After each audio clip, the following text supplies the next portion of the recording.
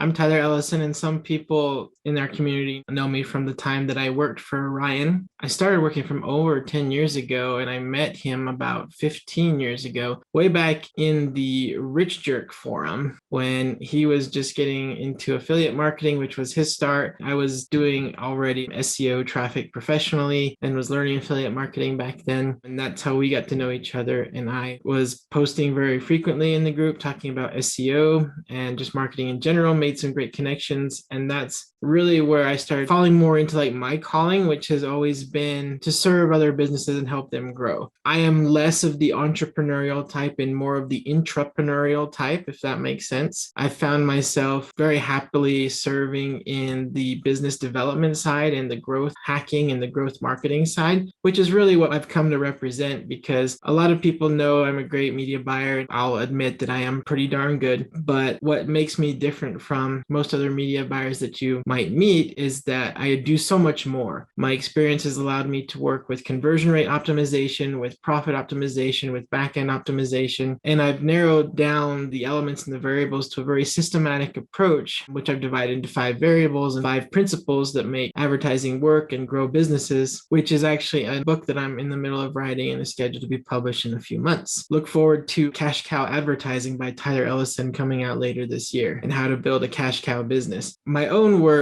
has been highly focused on optimizing with e-commerce brands, with information product brands, and have been working within an agency that I have partnership on and training the team, growing the team to amplify and scale out my strategies beyond just myself. What I focus on currently is primarily in increasing performance on advertising and increasing the profitability of advertising. A lot of people consult me when they have advertising campaigns that are broken, because usually it's one of the 5 things that's broken, not all of them. And I'm pretty good at spotting what's broken in an advertising campaign and have turned failed campaigns around to become profitable. And this has kind of been my mark of success when I start doing consulting with a new client, where they come to me and they're like, our advertising is underperforming. We'd like you to take over. More often than not, the problem isn't the advertising themselves. It's that there's something broken in one of these 5 pillars. That's the basis around my book. And I'm happy to share all of this because this is the grind. I'm just here to give. So those pillars are based around, number 1, around who your target audience is. If you're reaching the right people, that's an important variable. A lot of people don't reach the right people. They say, well, I want to be on TikTok. Well, it's like, who do you want to reach on TikTok? Or they say, I want to be on Instagram. I want to be on Facebook. I want to be on Google. It's like, is your audience really there? Are you reaching them the right way? Identifying who your target audience is. If you really know that, then that's one of the most important variables that you can put to rest, is like, look, we know who our people are and we know we're reaching them. So that's not the variable in play, but oftentimes it is. You've got to have that starving crowd of people who really want what you've got. They may be on all of these networks, but whether or not you're reaching them is what needs to be analyzed with digital advertising, right? The second pillar of a cash cow advertising campaign is the ad itself, is the creative, getting people to stop and pay attention, is the ad copy, engaging them, getting into the conversation in people's head, stimulating an emotional response from them so that they'll continue reading and feel like you're bonding with them and you understand them. Because anybody can put up an ad and just say, buy my stuff, if they've got a really good audience and a really good offer. But oftentimes it takes more than that if you don't have those things, because sometimes your business model isn't quite so obvious, right? So you've got to have ads that stop the right people, get them to engage, get them to trust you. That's the second pillar. The third pillar is the landing page that you send them to with traffic. That can be your social profile, or it can be your Amazon store. More often than not, it's your website, some landing page of some sort that is either proposing a sale or offering to capture as a lead. The content of that landing page has to be congruent with the ad. It's really easy to run ads that get a high response rate, but they come to the landing page where you're making what your real pitch is. And if there's not a high level of congruency between the two, people will bounce because they're not seeing what they expected to see when they clicked your ad. So that's the third pillar that can be an obstacle and can be worked on and can really improve your response rate for a cash cow campaign to work. The fourth element is the offer, which surprisingly some people are like, isn't the landing page the offer? It's like, no, it's not. What you're actually offering is different from what just the content of the landing page is. And this is where you can make a real difference. And anybody who's read $100 Million Offers by Alex Hormozy is learning there's a lot of things that you should do to an offer to make it work. And that's the fourth part that makes a cash campaign work, is you've got to have an irresistible offer that your audience wants months, and you have successfully channeled them along through your ad and through your landing page so that they see this offer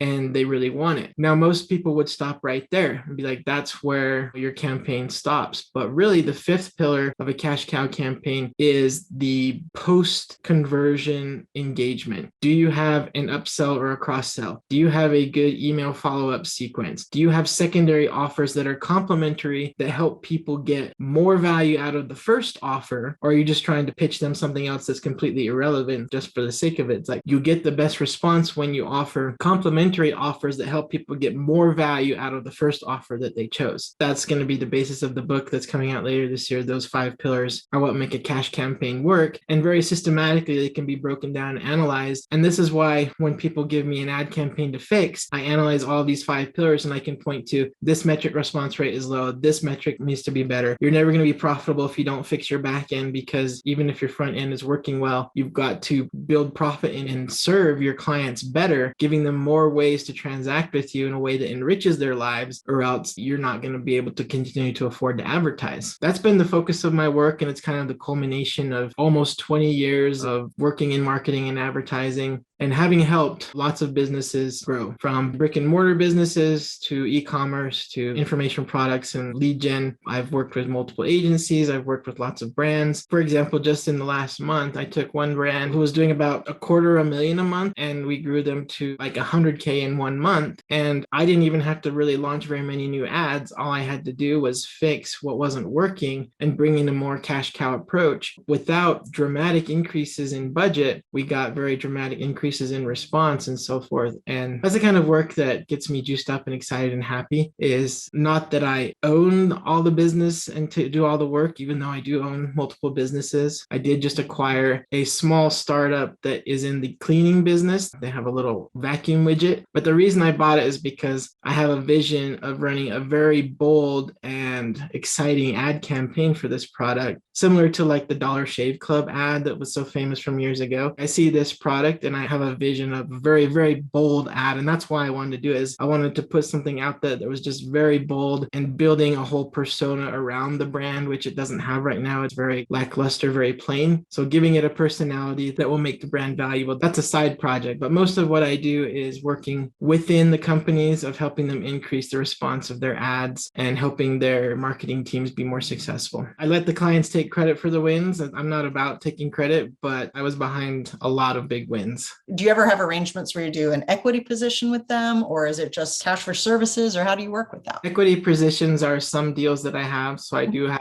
equity positions in a couple of deals. Most of them have a fixed consulting fee plus percentage for certain performance. Just about everybody pays me on the performance only because that's where I prefer, and I'm completely confident that it's going to work. So I can be engaged on an equity basis, or I can be engaged on a performance only basis. And just depending on the scope of work, there might be some earnest money up front to engage me, right? Depending on where you're at and what needs to be done. My track record is pretty darn spectacular. And I don't say that to brag. I say that because it's a privilege to work with so many high quality entrepreneurs and businesses that are doing some real good in the world and not just hawking something for a profit. I'm very aligned with the mission of capitalism.com, that I really believe that you can improve and change the world by good ethical business that is profitable so that you can distribute that and share that and all that kind of stuff. It's not about becoming super rich, kind of a shallow motivation. We all want that, but the real motivation is bringing about and executing positive change. Since I've known Ryan for so long, since the early days of capitalism.com, I've accompanied it, and I'm really on board with the mission and the vision. I totally buy into it. I can tell. I mean, you just seem like a very humble guy.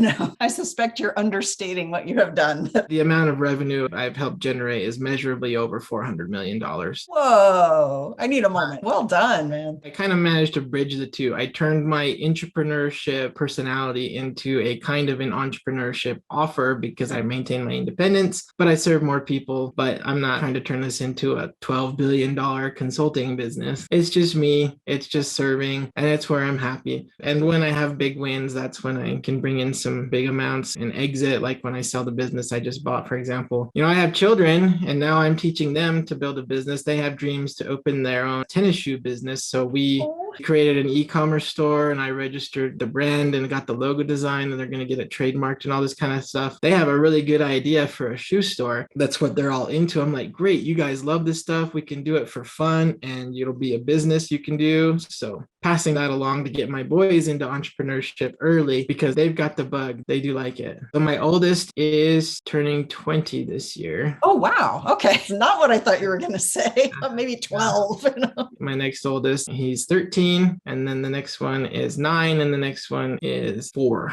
And as the product's ready, they're going to read 12 months to 1 million and be like, do this. Do you have capacity for more clients? Oh, certainly. I have my personal website at tylerellison.com, which has my contact info. And I'm very reachable on social media, on LinkedIn, Facebook, and Instagram. I'm very easy to find. Talk long-term plans. What do you want to do? I do want to get more into the investing side. That's one thing that I've been learning a lot more about thanks to capitalism.com. I understand a lot of things about business. I still am learning a lot of things about business, but becoming a better investor is one of my long-term goals. Building up these businesses where I have an equity stake is one of the changes I made because I used to only want to work for cash. And once I made enough cash to cover all my bills, it was just like, well, what do I work for? And then it became a bigger vision of looking like, does the mission of this business, am I aligned with it? Do I want it to be successful or do I just want a paycheck? When I make the decision that I want this business to succeed because I believe in its mission, you wake up inspired and motivated to help that versus if you just wake up to do some work in exchange for a paycheck. I mean, that's really no better than a job. That's not really freedom. Improving my investing skills is kind of what I'm working on, transitioning the business to where it's less of me doing and really me more sharing, which is kind of the purpose behind publishing the book of like, hey, everybody can win if you do these things. It is possible for everybody to win in advertising if it's done right. And so there's a lot of people who just want to pitch their skills to buy traffic. And oftentimes the traffic is simply the traffic. You can't really change what the traffic is a lot of times. If that's who your audience is, a lot of entrepreneurs mistakenly fire agencies thinking that the problem is the traffic. And I need somebody with my background to look them in the eye and be like, the problem is your business isn't ready for this traffic. You can't afford this traffic. And the reason why is not because you don't have the cash. It's because your business model isn't set up for a cash cow advertising campaign. It's not set up to be profitable. It's not about being critical. It's about having that come to the light moment where it's like, you really need to understand that the problem is not the traffic. The problem is your offer isn't compelling. The problem is your copy is boring, or it's just the same as what everyone else is saying. There's nothing original here. Or it's that you have one SKU that people buy once. How are you ever going to be profitable if they never have anything to buy from you again? And if you have no additional value to offer them, eventually they're just going to find somebody else who sells the same thing and offers them more value, either at a lower cost or in additional service in whatever form that may take, in additional products. You have to differentiate yourself by being dedicated to serving the customer at the highest level possible. If you let people buy less than they should, you are doing a disservice to the customer and you are putting them at risk where they will go and buy from somebody else who will not service them as well as you would or care about their success as much as you would. It's a service to the client to offer them the maximum value you have to offer. It's not price gouging or ripping people off to offer them more value. No, you're doing them a service because if you know they need all of these things to be successful, you have a moral obligation to be the one to offer that to them for the best delivery, for the best service possible. Else you risk them going somewhere else and buying from somebody who's not committed to their success, and you would have a responsibility because you withheld value from them. As an example, if you go to the hardware store, you have a repair. If you go and you buy a tool, but you don't have all of the supplies you need to finish the repair, is the service person being a good service person by letting you walk away with less than you need? You're just going to come back hours later having wasted time needing to buy more, or you'll be so upset that they didn't tell you what you needed. You'll go to a competitor and buy the rest of stuff you need somewhere else. So just consider that your business, whatever that may be, people are coming into you looking for some kind of repair in their life, and that you, as the trusted consultant on what they need to solve this problem, you need to give them everything they need. If they don't take it, that's on on them, but you at least need to offer it. You at least need to communicate their need for it and how their life is going to be so much better because of it. And if you don't have a product that does that, well, then you probably need to reevaluate why you're really selling this and what your business mission is. When does your book come out? A little later this year, in a few months. It's in progress. It's been in my head for years, and I finally hired somebody who is helping me get it down on paper, because if I don't commit to it, it will just stay in my head and I'll die, and that value won't go out in the world. So get it written down so that the book gets done and published this year.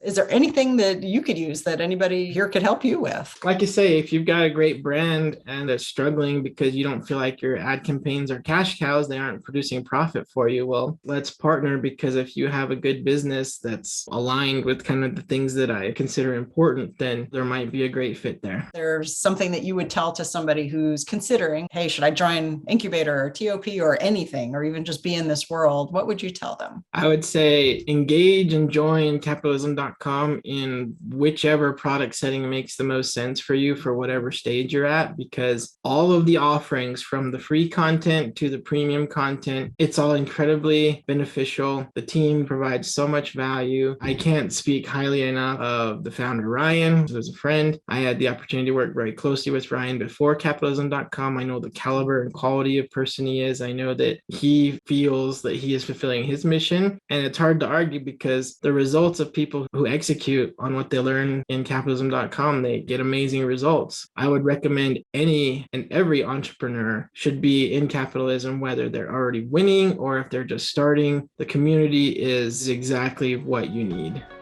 Well, thank you so much. I hope you have a fantastic weekend, and it's a delight to meet you. You too, Sue. Thank you very much. We'll be in touch. Take care. Bye.